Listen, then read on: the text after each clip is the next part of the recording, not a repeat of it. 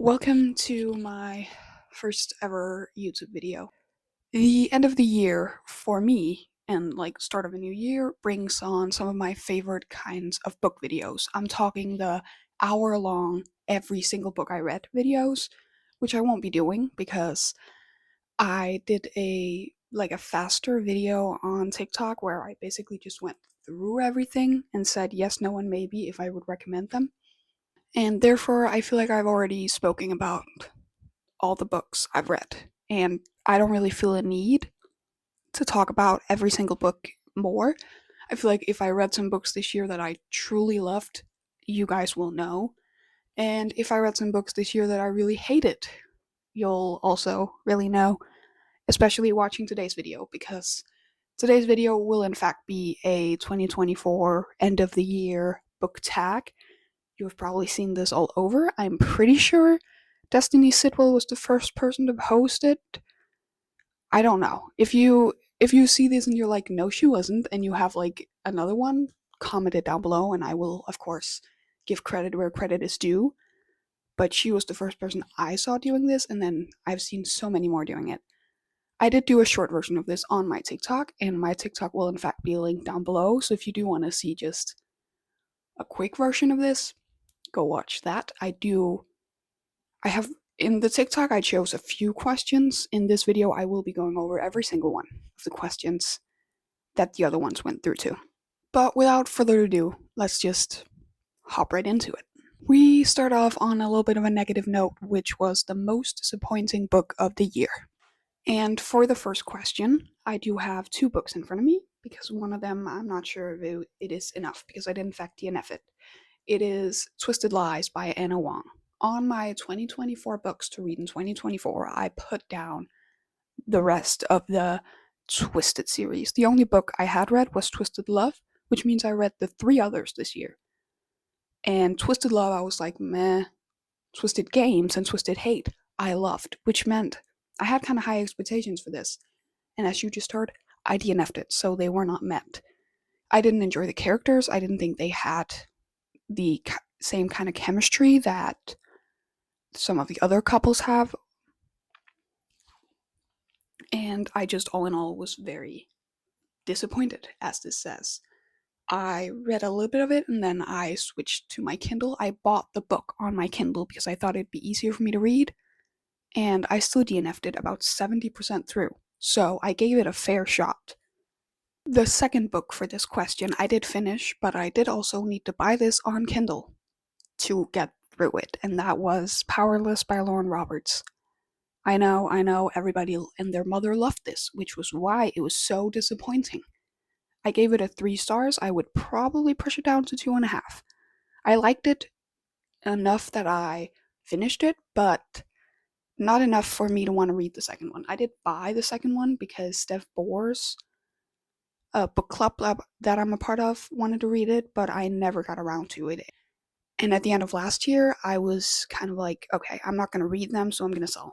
I don't know. A part of me just found this really boring, and sure, a part of me is like, maybe I should try and reread it, but then I would only be rereading it because I'm disappointed that I didn't love it as much as everybody wants me to be. Then the second question is, what was an underdog book? Which, explanation, I'm going after the book I heard the least about. Actually, I heard nothing about this. I'm going with The Dictionary of Lost Words by Pip Williams. It is a Reese's book club pick, which I kind of think I'm gonna try and trust that a bit more. This was great. My mom actually picked it out for me with another book in New York and told me to read it, so I read it. And I did really enjoy this. I think I gave it a 3.5 because I did find it boring at some times. If you like history and feminism, I would read this one because I did really enjoy it, and the more I think about it, the more I kind of want to bump it up, but I do think it was a 3.5 pretty accurately. Then for the overhyped book I read, I could pick up Powerless again and keep talking about how I didn't like it, but that's not what I'm going to do. I'm going to actually say The X-Hex by Erin Sterling. Around Halloween time in both 2023 and 2024, I saw so many people talking about this.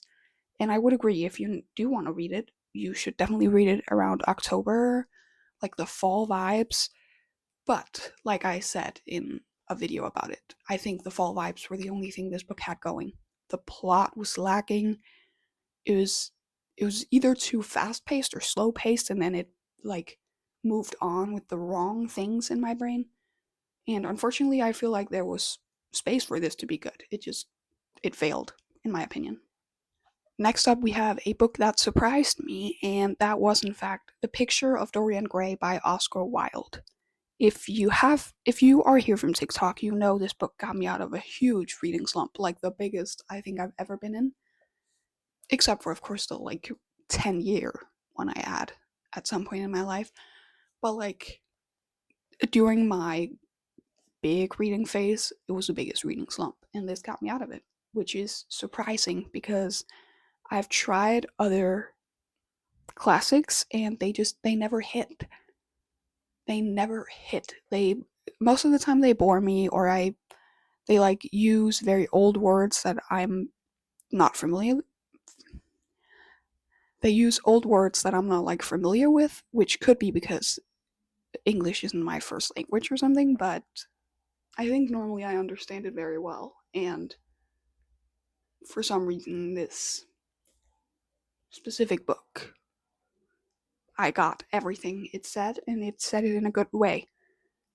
Then we do have my favorite book couples of the year, and this is one of the ones I had for TikTok, and my answer will never change. Even no matter how much I look at the books I read this year, this will forever be the answer. First up, we have Daydream by Hannah Grace, which, if you don't know, this is the third book in a series, and it's Icebreaker, Wildfire, and then Daydream. Icebreaker was very famous, and Icebreaker was okay. I think I liked it at the time. I don't think I'd enjoy it that much anymore. Wildfire was amazing. I loved it a lot and read it this year as well. But Daydream was a goddamn masterpiece. And Hallie, the girl, and Henry were honestly perfect. First of all, and I've said this in so many, I did a review on this and everything. The reason I think I love them so much is that they are me. Two different fonts of me. So how could I not love them? I just did. And then the thing that's taken up all of my brain activity and my heart since I first read about them is Johnny and Shannon from The Boys of Tommen, specifically Binding and Keeping 13, which are in fact the only books I've read so far. I will be reading on, hopefully already here in January, if I can get to it. But Johnny and Shannon. Johnny is the perfect idea of a boyfriend, and Shannon is this sweet little thing that you just want to pick up and protect, which is kind of what Johnny does for her in these books, which is why I just love them so much. And then we have the favorite main characters of the year, and I do have to, of course, once again mention these two because they are me and I like reading about people that I relate to. But other than that, I think I have to mention some like found family things. If you're wondering, found family favorite trope ever, and some different, I have 3 books that I'm like, this is found family where I just love the entire family. The Boys of Tommen, obviously I just said I love Johnny and Shannon, but I do also love Joey and Gypsy and Claire. And so far I don't hate Lissy. I know it's people are going to be like, that's going to change, whatever. I'm actually kind of excited to read about Lissy and everything she's gone through in her life. And then I have one of my, actually, this is my top 1 read of the year. No questions asked.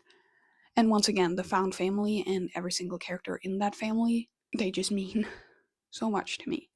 And I cannot wait to get to read about them again in Onyx Storm. And then last up, we have The Six of Crows. All 6 of them, in fact. If we had to pick, I would say, no, I can't pick all of them. All of them means also a lot to me.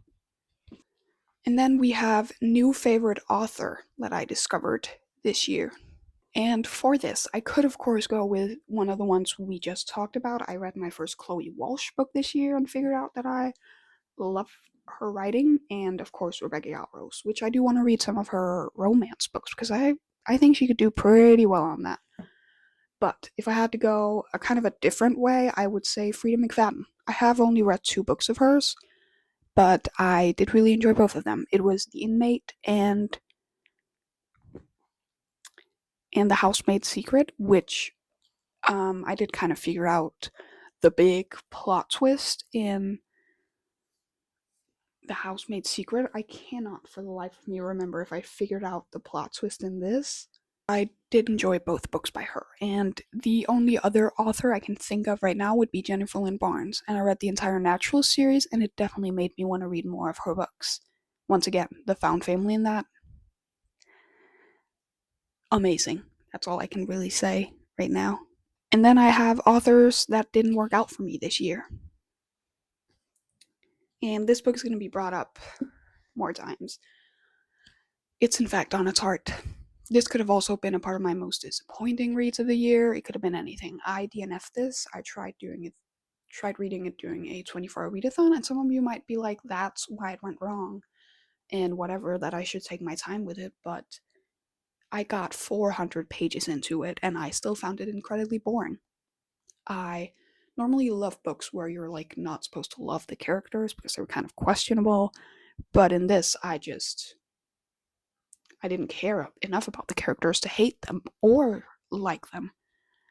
And that's never a good sign when it comes to books. I actually had a very hard time with this next question, which is kind of hilarious because the question was, what is the happiest book you read this year? And for some reason, every single book I look at, I'm like, but something goes really wrong in these books. So I decided to go with a nonfiction book, which is Everything I Know About Love by Dolly Alderton. This is a memoir, and it's kind of heartwarming to read. Of course, it also has sad moments because it follows someone's real life story. But I think in the end, it's very uplifting and happy, and it does teach you some lesson. If you are a woman in your like late teens, early 20s, I would read this. Honestly, even if you're in your late 20s or like early 30s, give it a try. And then a way, I don't know if this was easier or harder because I could pick up a lot of different books, but the saddest book I read this year, I narrowed it down to 2, which first of all, we're going to mention Keeping 13, because while Binding 13 was sad, I actually didn't cry. This though, I cried from page 1 to page 600, whatever pages there is in this. And that's actually a fact. Like, I do think I cried for so much of this book. I think maybe like 2 scenes I laughed and then I cried again, which means it was very upsetting.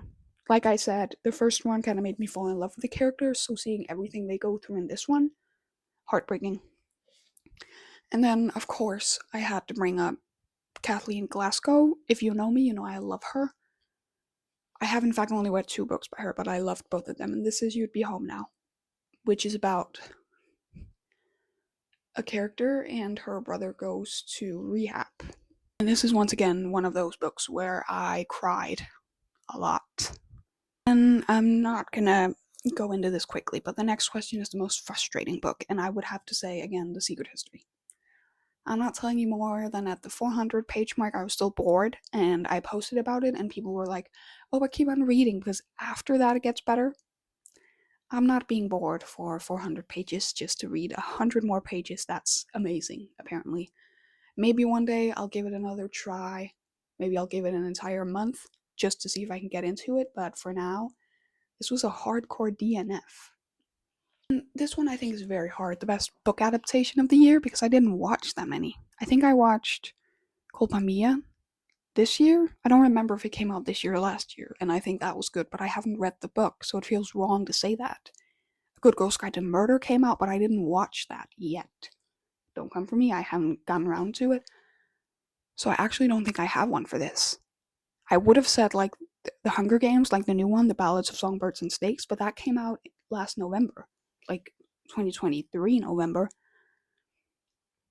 So if we're just gonna say overall, I'd say all the Hunger Game movies and Daisy Jones and the Six for my personal tops. If it doesn't have to be confined to this year specific or last year specifically. Then we have the best cover of the year, which I will have to give to a book I read on Kindle because I do want to buy it just because of the cover. And that is, in fact, One Dark Window. I loved this book. It made it to my top 10 reads of the year in the very last minute. And I do really want to buy both the books, even though I haven't read Two Twisted Crowns yet, just because of the covers. It's gorgeous. And then we have a book I haven't stopped thinking about. And now for this, I'm going to have to pick my number 1 and 2 most read books. Of course, I would pick Boys of Tommen, but like I said, I read them not that long ago, so of course they've been in my head because it's only been like a month. But there are 2 books that I read in January or like February that have stayed with me. And one of those is, in fact, still Fourth Wing by Rebecca Yarros, but the other one is God of Fury by Rena Kent, which is kind of funny because I enjoy dark romance every once in a while, but I'm not like a big avid reader. So I didn't particularly enjoy the rest of the series, but I did love God of Fury so much. The characters, the storyline, everything in it, I actually really enjoyed, and I do still think about it to this day. Just like in November or December, I was thinking about rereading it, so that counts for something, right? And then we have an unpopular book that I loved. I would say this entire series, but I only read the last book in January of 2024 and the others I read in 2023. So we're just gonna say Ronin Rising, which this is the trilogy that comes before The Six of Crows, and everybody always comes down on this trilogy and they're like, oh, you don't have to read that, just skip over it. But I do think you should read this. I kind of love this. I was, in fact, one of the ones that only read this so I could read Six of Crows, so I could watch the TV adaptation on Netflix. And the next question, again, I feel like I'm gonna have to just repeat myself because I did not read enough books to have multiple of these. Book I thought I'd love, but I didn't.